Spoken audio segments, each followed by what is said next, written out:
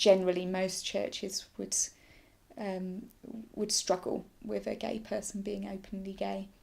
The church can be very narrow-minded, very prejudiced, and very stuck. They get very entrenched in their own particular way of thinking, and it's like they're blinkered and they can't see anything else.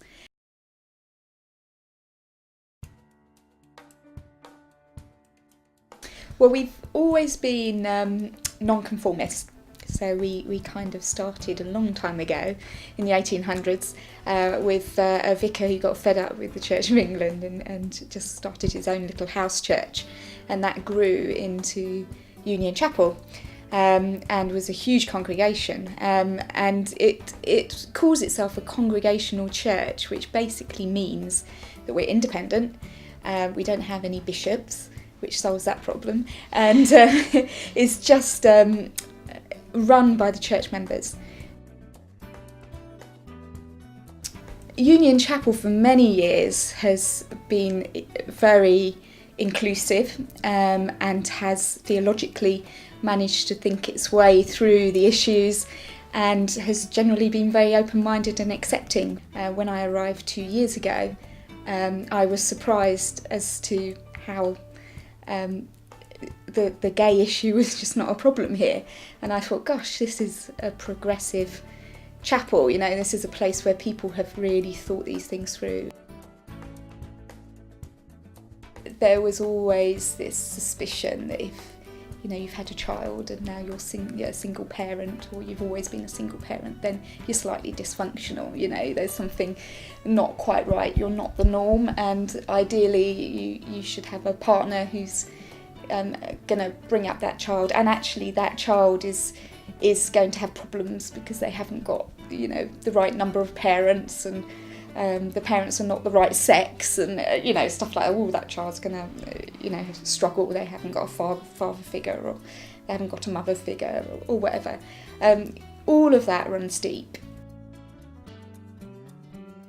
Often what happens when big changes come along is people tighten down the hatches, as it were. They kind of batten everything down, and they get very entrenched in their own particular way of thinking, and it's like they're blinkered and they can't see anything else. And I think it's because of fear. We do that when we're quite frightened.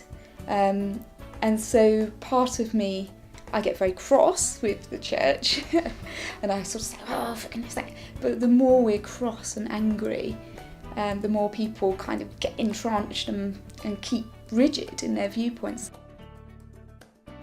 I think the more the churches can overcome some of the theological difficulties and also the prejudices and the fears, and can open their doors to people, then that will just be wonderful, because we should be celebrating loving relationships and supporting one another in that.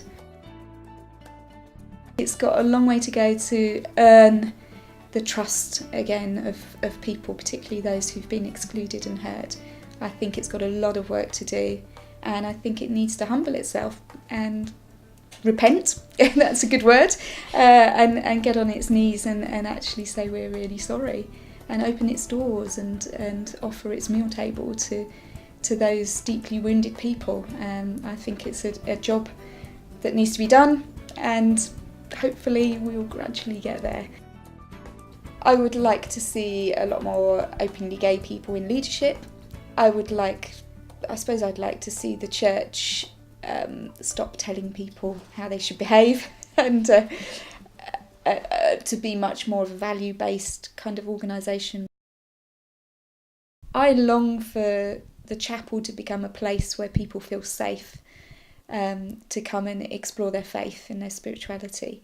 My desire is to help and enable people to be free people, and to experience what the joy is of being themselves and being free in that.